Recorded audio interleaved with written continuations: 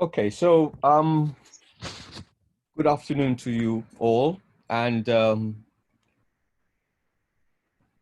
thank you for taking time out to attend this international cooperative webinar organized by the African Cooperative Union in association with the Institute for Political Economy, Governance, and Accountability at the University of Greenwich. I think we all agree that we are living through some very interesting times, although they are also challenging. But there are also times that I believe that present us with an opportunity.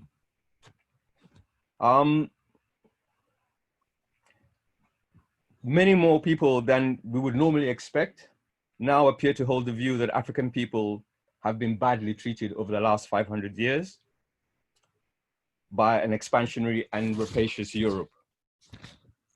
But different people can mean different things by the same word.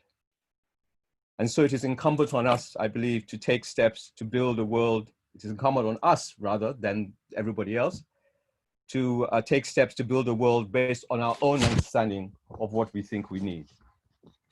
An important step in that direction is economic empowerment.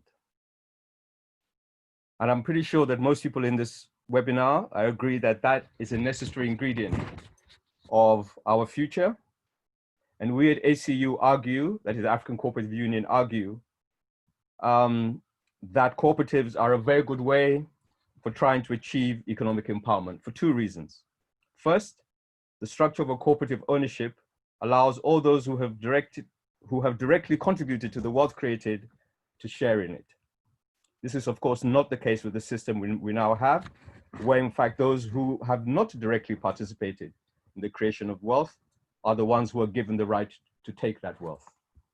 Second, cooperatives allow all those involved to participate democratically.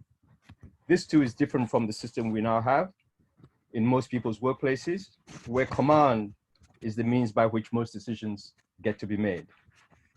Today, we are very lucky to have with us leaders in the theory and practice of cooperatives who are going to share their knowledge of the ways in which African people have in the past used cooperative modes of organizing, are using them today, and how we might use them in the future.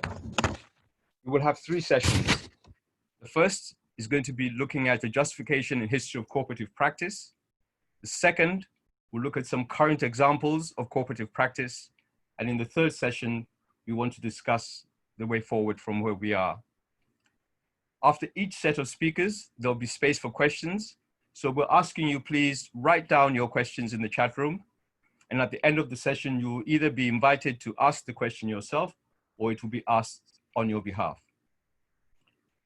So to help us examine the three questions that we have about the past, the present, and the future, we have Jessica Gordon-Nemhard, who is a professor of community justice and social economic development in the Department of Africana Studies at John Jay College, City University of New York. And she will be speaking on the African American experience of cooperative empowerment.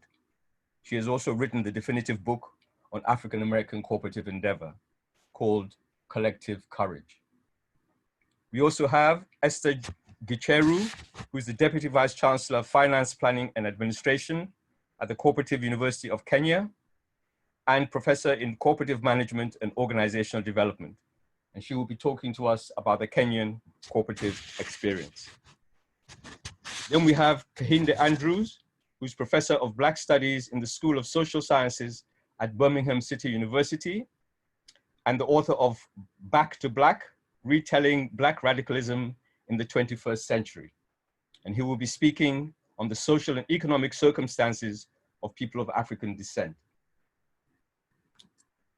And last but not at all least is Jibril Fall, who is visiting professor in practice at the London School of Economics, and he will be speaking on the African diaspora experience in the UK and continental connections.